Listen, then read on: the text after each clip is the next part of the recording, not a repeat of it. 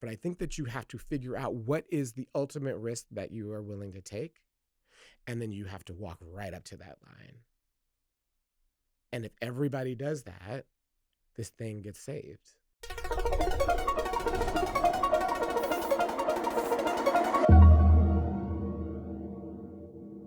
My name is Imara Jones. I am the founder and CEO of TransLash Media, which is an organization that uses the power of journalism to center the humanity of trans people as a way to both end violence against trans people in all its forms and to protect democracy. So that is our work. And we do so through a series of types of media. We do so through 3 podcasts. We do so through award-winning documentaries, docuseries, animated films. We're launching a written platform soon. We have a zine. We have an active digital and social media. I always believed in the importance of independent journalism outside of corporations and a corporate gaze. I think that you can see the way that journalism has been weakened over the course of its history in the United States as it has become a part of large corporations, because the corporations are media companies, and media companies in the United States, right the way around the world, are disproportionately reliant upon the government to make a profit and for their business model, which means that news within a corporate structure can be more easily compromised. And I don't mean directly, I don't mean corrupt, I mean compromised, shaded, toned down, reluctant to take on power, too responsive to power. And that the only way to counteract that was through independent journalism, and that independent journalism plays a powerful and unique role in preserving democracy. And so I'd long been obsessed with that. I had worked for smaller journalistic outlets. I had been a freelance journalist myself. I had tried and worked on various models for independent journalism. And then when one of the projects that I worked on was concluding, during the first Trump administration, someone said that I should tell the story of what it was like to be trans during a time of Trump. And my first reaction to that was, why would I do that? No one's going to care. And then when I heard myself say it, sometimes you don't really know what you believe until you hear it. When the sound passed over my ears, I thought 2 things. I was like, well, I don't believe that, because I've spent a large part of my career focused on that, focused on the idea that our ability to explain and to relate to people is a source of change. And then secondly, I realized that, well, if I said that, then that means that people who are not trans believe that. And so that made me double down on the notion that this was important.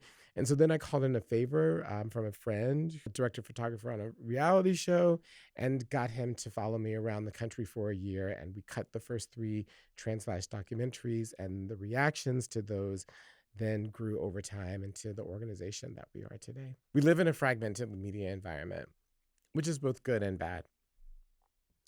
The good news is that we probably have the largest audiences we've ever had collectively, because you can find the mode of media that is best suited to your life and who you are.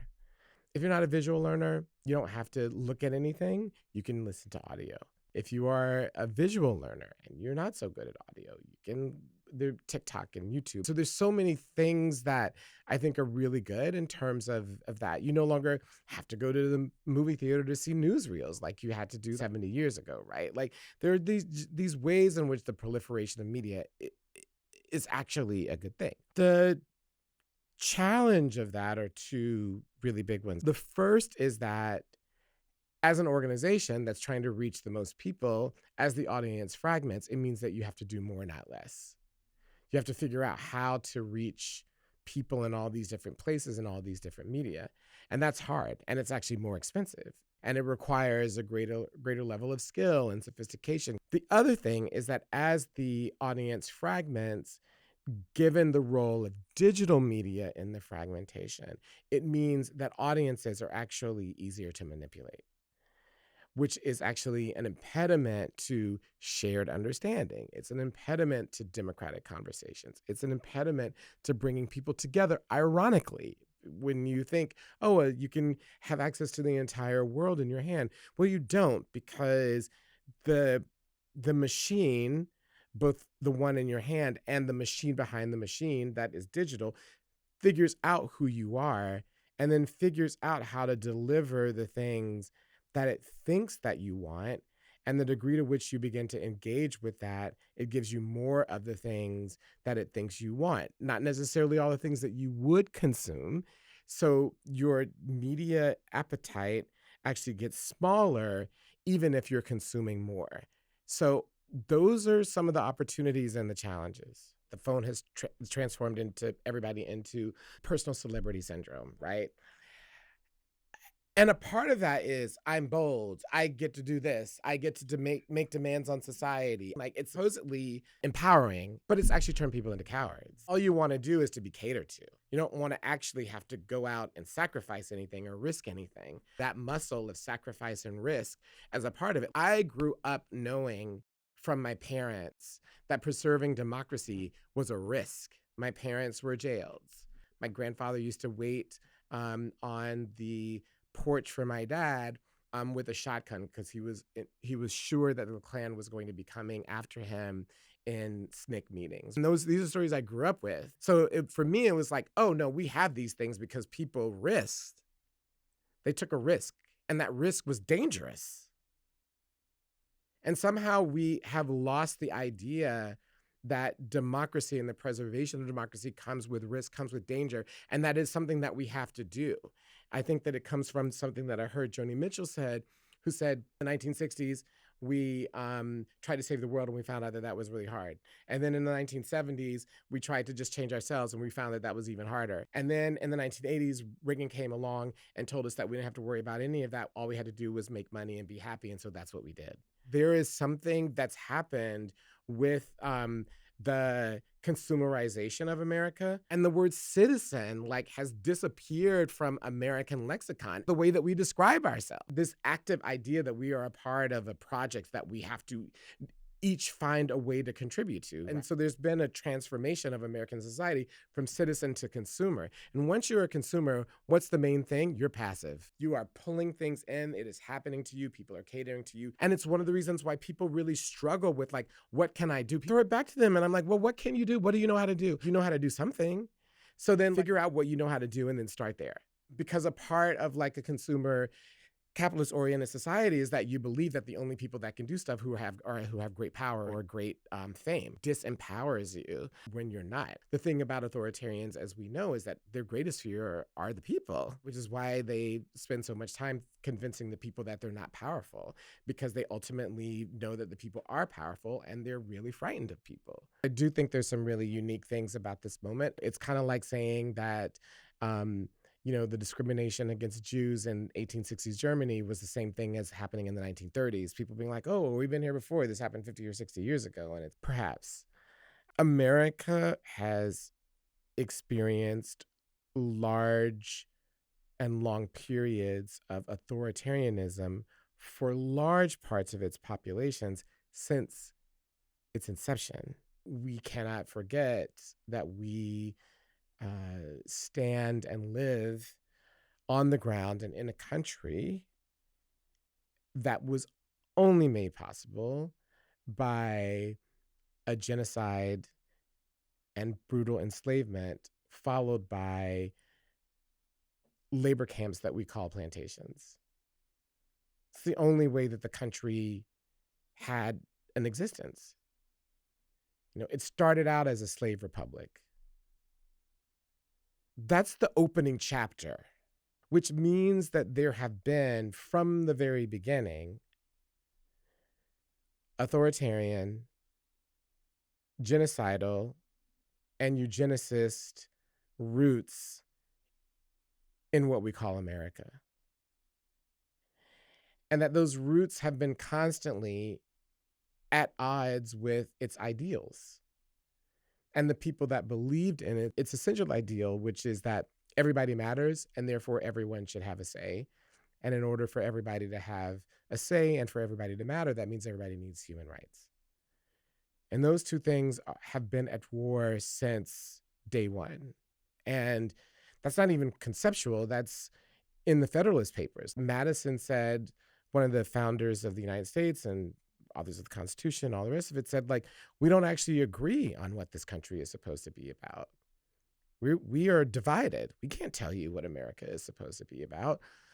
What we've done is we've set up a system where we hope that people can have very, very, very angry discussions where they can bitterly disagree and hopefully come to a solution and not tear the country apart. That's the gamble. We know that 80 years later, it did fall apart and then tried to reconstitute itself and then fell apart again during Jim Crow, in which authoritarianism and fascism took hold in the American South for half the population in certain states. And then there was a period of opening and the country calling itself to different ideals during World War II, and then a closure right after that in the 50s, and then this expansive opening right afterwards, and then another closure during the Reagan administration, which put us on the road to where we are today. So I think in many ways, we have to understand that the things that we are battling are essentially American, that we don't want to own up to. That as much as the United States exported the idea of freedom of the slaves that took place and took root in Russia into the freedom of the serfs, there is a direct line between those two movements. We also have to understand that there is also a planting and an exporting of the seeds of the things that we've spoken about that found expression in Nazi Germany, where Adolf Hitler looked around and was like, where's the country that's most successful in the world? Oh, it's the United States. How did it get to be really successful? Oh, it conquered and committed a genocide. Bet. Okay. And so that's what we're going to do. And then looked to the American South for laws that inspired the Nuremberg laws.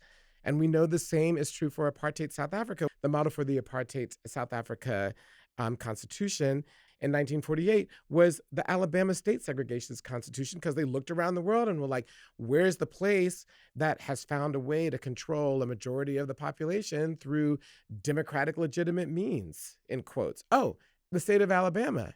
So there's an export. So we have to realize that we're exporting these ideas. This contradiction finds expression globally. And we like to only claim the ones that are about freedom and liberation and human rights. And the Universal Declaration of Human Rights is an American document. So that is true. But it is also true that we've inspired these other documents and we've inspired these other movements. And that's the history that we have to claim. And one of the reasons why we keep repeating and going back to the same place is that we won't own the dark side of the history. So if we have these echoes of the past, I think the main thing relates to how we started, which is this media environment, where a part of what's happened is that we have the role of digital technology, which through the proliferation of smartphones allows both the manipulation and monitoring of people at a scale that has never been seen before. The incredible amount of data that is collected on every single one of us that reporting has showed is, we are told, is anonymized, but it doesn't take very much for that anonymous data to be made very specific about a person, and the ability to be able to unlock everything about your life just through the passive visiting of websites and how you move about a city in a day. That combined with the wealth that has generated for those people and the way that they are then using the things that they have created and made billions off of to take control of our society, that is new. That is unprecedented. And that is one of the reasons why I think things have moved so quickly, is because it's so easy to do it now. And that means that the traditional idea of journalists as referees or calling balls and strikes, or you can't do that in this moment where the essential institution of democracy is under threat. You have to be much more clearer and much bolder in terms of telling people what's happening and understand the associated risk of doing that in an authoritarian regime.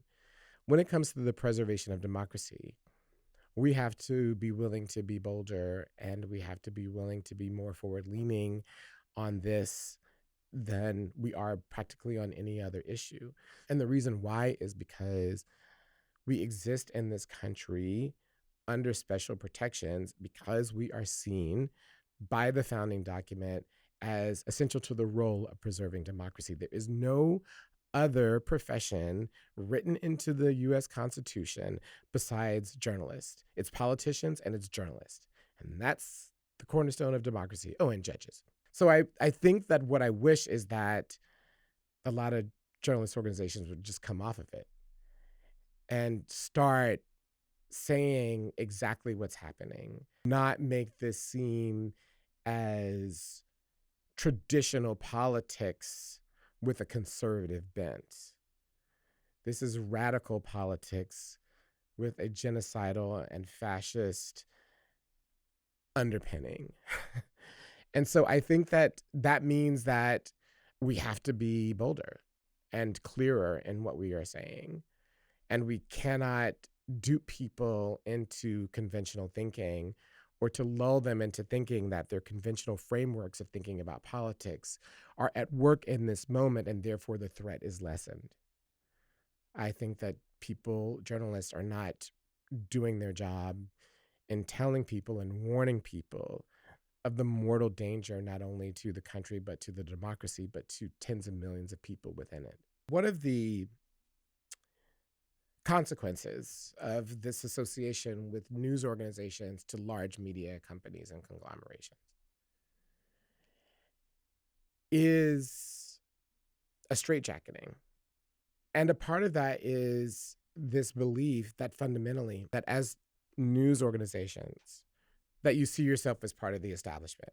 Because once you see yourself as part of the establishment, you see your role, your job, as to communicate what the conventional wisdom is in conversations that are happening. And what this has meant is that people believe that their job is just merely to repeat what the centers of power are saying. The problem is that just parroting what the centers of power are saying can very easily get you close to being an appendage of those power centers. It can get you to parrot. And I think you have power, but are you necessarily a part of the establishment? And there are even certain organizations in the United States, Fox News, but they're not the only one, that turn into propaganda arms. And I think it is more about the idea that the job is to hold power to account, to be the voice and the questioner for the people who are outside of the room. I constantly think about, I have access, but I'm actually asking questions for people who don't. That's actually my job. And consequently, that's the way that stories, I think, should be reported.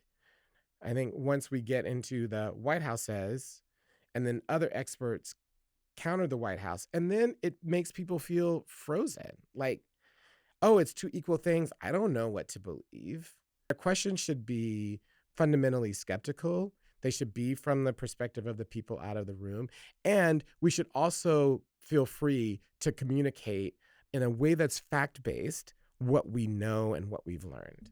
The thing is, to dislodge yourself from the idea that your job is just to repeat whatever the center of power is telling you and to report on that. You know that we're not living in unprecedented times. You know it doesn't feel right. Don't discount that. Your gut is information. Your gut's not facts, but it's information. And you should trust that. And don't dismiss what you know. Don't have someone say, oh, it's okay to actually fire tens of thousands of people from the Veterans Administration, but my husband, when he goes in for a checkup next week, is going to be fine. Own what you know, even when it is difficult. For me and my family and the people that I know, democracy has never been safe. And there's no preservation of democracy that's going to be fundamentally safe, because democracy is fundamentally at odds with people in power. It's not in the interest of people in power, which is why people in power are always trying to undermine democracy, because it's actually not in their interest. And that's true in our own country. So it's not going to be totally safe. I think what everybody has to do is to figure out the risks that they are willing to take. And that risk is very dependent on a variety of factors that only you can answer. And I don't think that there are right or wrong answers on that. But I think that you have to figure out what is the ultimate risk that you are willing to take. And then you have to walk right up to that line. And if everybody does that, this thing gets saved. It gets saved. I'm not willing to go out in the streets. It's not safe. I'm the only person that caretakes for my mother, but I can certainly send postcards every day. I can certainly tell my networks about where things are happening. I can pull together groups of people in my church basement, right? Like, figure out what is the ultimate risk you're willing to take and walk right up to that line. And if 330 million people do that, we'll be all right. And if they don't, we won't.